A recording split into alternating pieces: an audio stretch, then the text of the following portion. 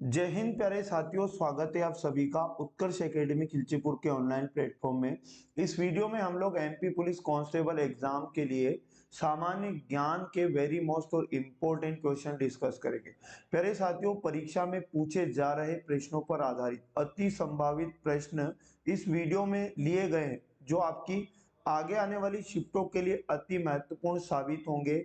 इसलिए पूरे वीडियो में लास्ट तक आपको ध्यान पूर्वक सभी प्रश्नों को समझना है। इस क्लास का पीडीएफ भी आप हमारे टेलीग्राम से डाउनलोड कर सकते हैं।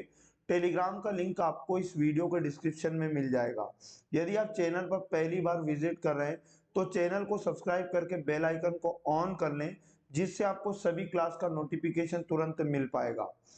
आज का पहला और मोस्ट इंपोर्टेंट क्वेश्चन है, अशोक के शिलालेख किस लिपि में लिखे गए। तो प्यारे साथियों, अशोक के शिलालेख आपको याद रखना है ब्राह्मी लिपि में लिखे गए हैं। ऑप्शन नंबर 4 करेक्ट आंसर हो जाएगा।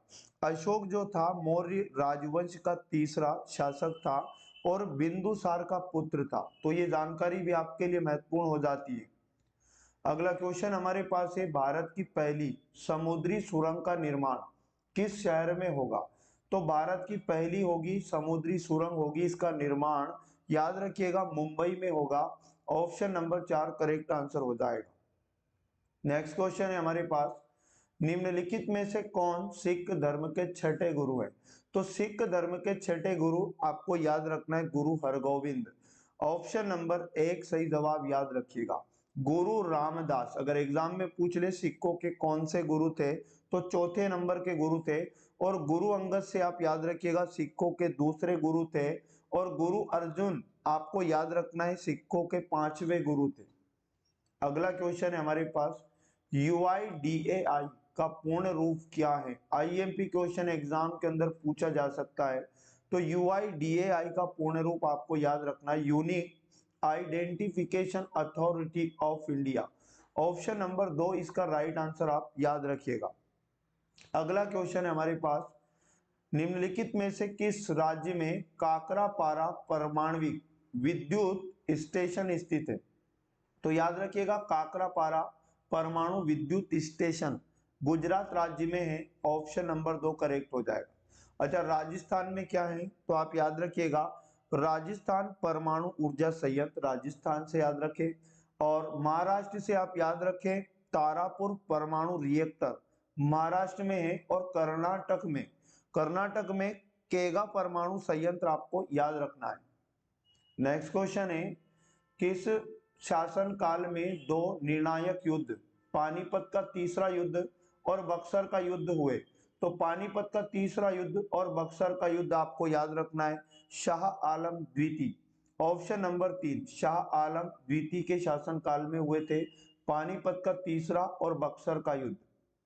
अगला क्वेश्चन है, निम्न में से किस नृत्य शैली की उत्पत्ति दक्षिण भारत में नहीं हुई थी।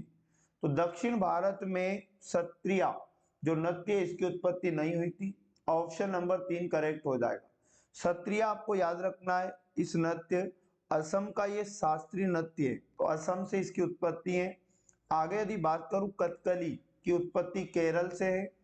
और कुचिपुड़ी का अगर एग्जाम में पूछ ले आंध्र प्रदेश याद रखिए। और भरतनाट्यम से आपको तमिलनाडु याद रखना है। अगला क्वेश्चन है हमारे पास, किस प्रकार की मृदा जूट के लिए अनुकूल होती है। तो जूट के लिए अनुकूल आपको जलोढ़ मृदा याद रखना है। ऑप्शन नंबर 3 सही जवाब है। नेक्स्ट क्वेश्चन है हमारे पास, निम्नलिखित में से कौन सी झील केरल में स्थित है। केरल की झील आपको याद रखना है वेम्बनाड झील। ऑप्शन नंबर 3 सही जवाब हो जाएगा। अगर एग्जाम में पूछ ले कोलेरू झील कहाँ है तो आंध्र प्रदेश में है। और चिल्का झील से आपको याद रखना है ओडिशा। और लोकटक झील मणिपुर में है। अगला क्वेश्चन हमारे पास है, निम्नलिखित में से किस शहर में विश्व का तीसरा सबसे बड़ा क्रिकेट स्टेडियम बनने जा रहा है। तो वर्ल्ड का तीसरा सबसे बड़ा क्रिकेट स्टेडियम भारतीय शहर जयपुर में बनने जा रहा है। ऑप्शन नंबर 2 करेक्ट आंसर आपको याद रखना है। अगला क्वेश्चन है हमारे पास, हर्षवर्धन किस वंश के थे। तो हर्षवर्धन आपको याद रखना है पुष्यभूति वंश के थे। ऑप्शन नंबर 4 सही जवाब है।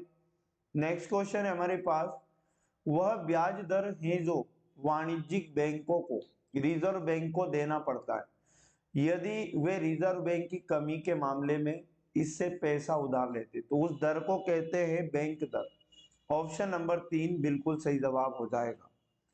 अगला क्वेश्चन है हमारे पास, गायन की मंड या मांड शैली का संबंध निम्नलिखित में से किस राज्य में है? तो याद रखिएगा, गायन की मंड या मांड शैली का संबंध भारतीय राज्य राजस्थान से। ऑप्शन नंबर 1 बिल्कुल करेक्ट आंसर है।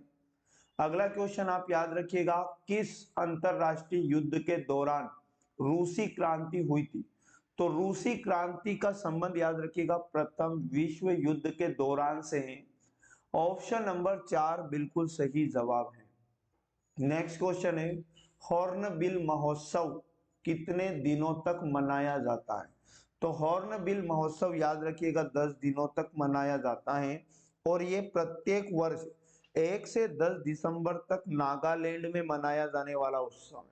तो प्यारे साथियों, इस प्रकार के क्वेश्चन एग्जाम के अंदर पूछे जा रहे हैं, तो आप प्रतिदिन इस सीरीज को जरूर देखा करें। यकीन मानिएगा एग्जाम के अंदर आपको बहुत ज्यादा फायदा होने वाला है। यदि आपने बाकी के पार्ट नहीं देखे तो प्लेलिस्ट आपको मिल जाएगी, जहां जाकर आप बाकी के पार्ट भी देख सकते हैं। तो मिलेंगे नेक्स्ट वाले पार्ट में, तब तक पढ़ते रहे। जय हिंद, जय भारत, वंदे मातरम।